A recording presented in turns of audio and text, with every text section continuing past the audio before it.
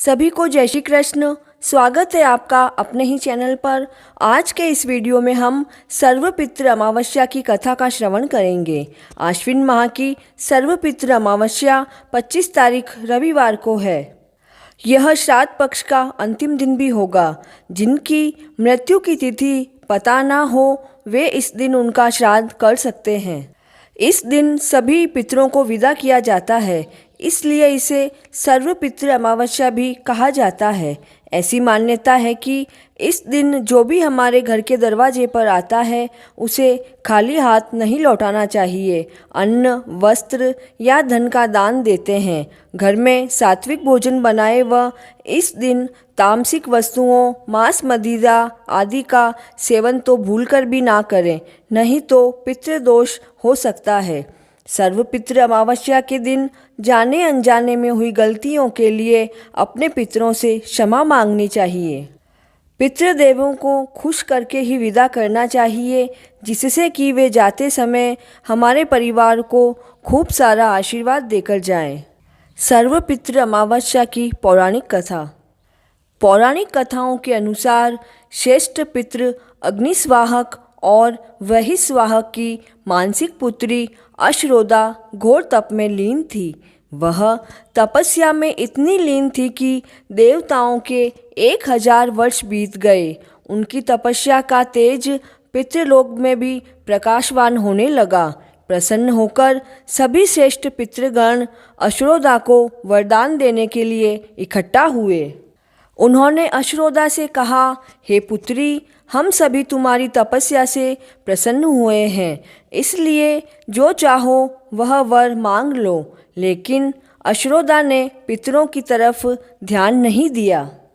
वह उनमें से एक अत्यधिक तेजस्वी पितर अमावसों को पलक झपकाए बिना ही निहारती रही। पितरों के बार बार कहने पर उसने कहा, हे पितृदेव, क्या आप मुझे सच में वरदान देना चाहते हैं? इस पर तेजस्वी पितृ अमावसों ने कहा कि हे अश्रोदा, वरदान पर तुम्हारा पूर्ण अधिकार है, इसलिए निसंकोच होकर वर मांगो।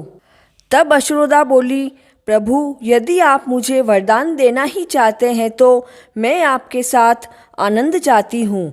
अश्रोदा के इस तरह कहने पर सभी पितृदेव क्रोधित हो गए। उन्होंने अश्रोदा को श्राप दिया कि वह पितृलोक से पतित होकर पृथ्वीलोक में जाएगी। पितरों के इस तरह श्राप दिए जाने पर अश्रोदा पितरों के चरणों में गिरकर विलाप करने लगी।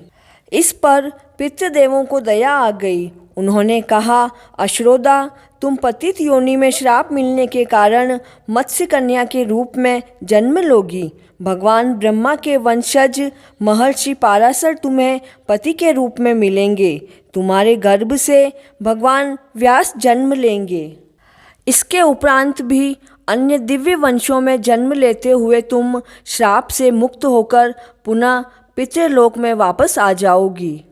पितरों के इस तरह कहे जाने पर अश्रोदा शांत हुई। अपने तेज एवं सौंदर्य से अप्सराओं को भी लज्जित करने वाली अश्रोदाओं के प्रणय निवेदन को अमावसों ने अस्वीकार किए जाने पर सभी पितरों ने उनकी खूब प्रशंसा की और वरदान दिया कि हे अमावसों, आपने मन भटकने नहीं दिया, इसलिए आज से यह तिथि अमावसों के नाम से जानी जाएगी।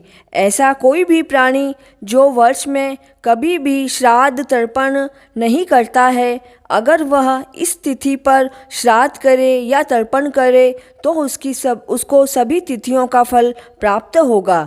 तभी से इसका नाम अमावस्या हो गया और पितरों से वरदान मिलने के कारण अमावस्या को सर्वपितृ श्राद्ध के लिए सर्वश्रेष्ठ पुण्यदायी माना जाता है।